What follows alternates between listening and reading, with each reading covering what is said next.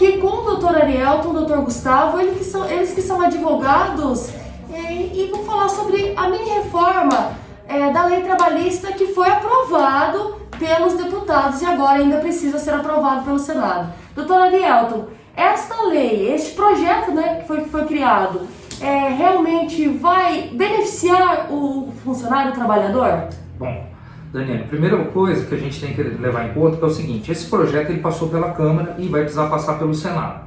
Ele é decorrente do benefício emergencial, que foi uma medida provisória, né, que o governo tentou aprovar e não conseguiu, mas ela possuía na época 25 artigos e ela foi engordada, incorporada tantos outros. Hoje está com cerca de 96 artigos. Então, antes de falar se ela é benéfica ou não, ela vai ter uma dificuldade de aprovação.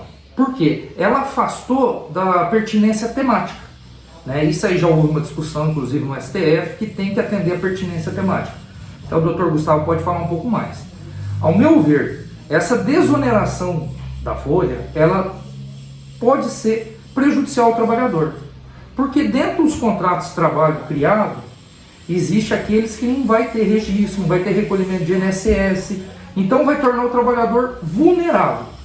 Por exemplo, num contrato de 24 meses que tem essa previsão, a pessoa pode sofrer um acidente de trabalho, pode ter um problema de saúde, e ela não vai estar coberta, entendeu?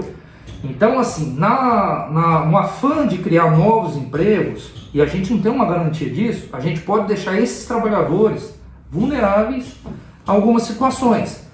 Atraso na aposentadoria, redução do valor da aposentadoria por ausência de recolhimentos, né? Além dos auxílios doença, acidente, dentre outras coisas. Então, assim, no meu ponto de vista, ela torna o trabalhador vulnerável. Ela atende mais o interesse hoje da empresa em relação a essa crise que estamos vivendo, mas ela não previu essa situação, entendeu? Tá certo. Doutor Gustavo, realmente é muito extenso essa mini-reforma. E quais são os pontos que o senhor gostaria de destacar aí de mudança proposta pelos deputados? Olha, como o doutor Arielton bem destacou aqui, nós precisamos verificar que isso vem de uma medida provisória, tá? A medida provisória, ela atende uma questão relevante e de extrema urgência, como é o caso da nossa pandemia. Então, a medida provisória editada pelo presidente da República, ela realmente atendia às necessidades desse momento, né? O problema e a crítica que a gente faz hoje é que houve uma coisa que a gente chama de contrabando legislativo, né? O tal do jabuti, né? Ou seja, você insere dentro dessa medida provisória, porque ela tem que passar pelo Congresso, né? E você acaba inserindo nela questões que não estavam relacionadas ao motivo dessa medida provisória, tá? Então, hoje, essa medida provisória, dentro dessa questão que não tem relação com esse regime de urgência da medida provisória, nós temos alterações como, por exemplo, as regras para concessão da justiça gratuita, né? Ou seja, essa medida provisória, se aprovada como uma lei ordinária, ela vai alterar a CLT de forma definitiva.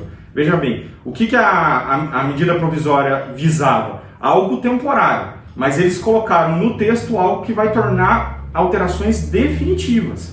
Então, essas alterações definitivas, elas restringem acesso ao judiciário, elas dificultam a fiscalização por parte do Ministério do Trabalho, eles acabam alterando jornadas de trabalho de algumas profissões, inclusive uma coisa que a gente destaca, a jornada de trabalho de minas, trabalhadores em minas e subsolos, que ela acaba sendo aumentada essa jornada.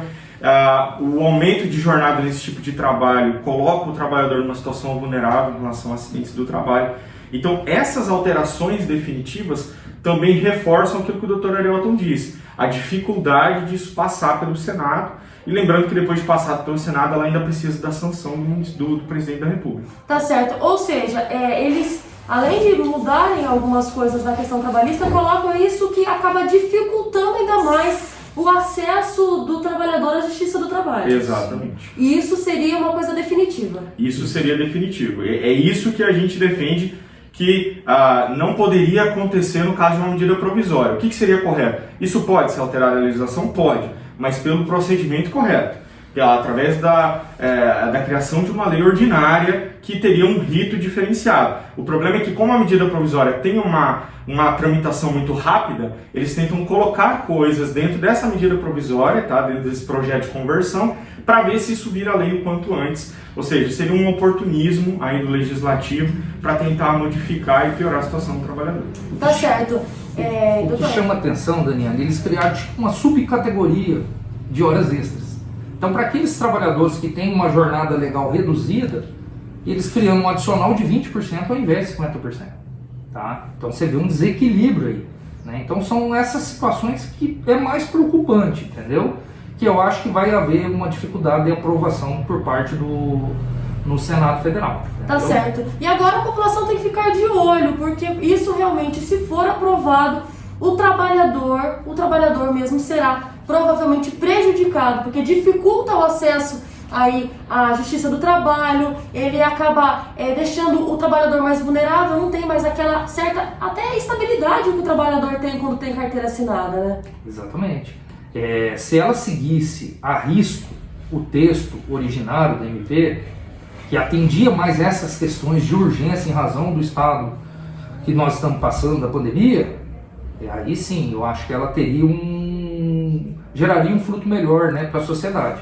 O problema é o que veio junto, o que arrastou junto, como o Dr. Gustavo disse, os jabutis, né, que entrou nesse contrabando legislativo, que é uma forma de expressão que a gente utiliza. Daniele Souza, direto aqui de um escritório de advocacia para a RCFM.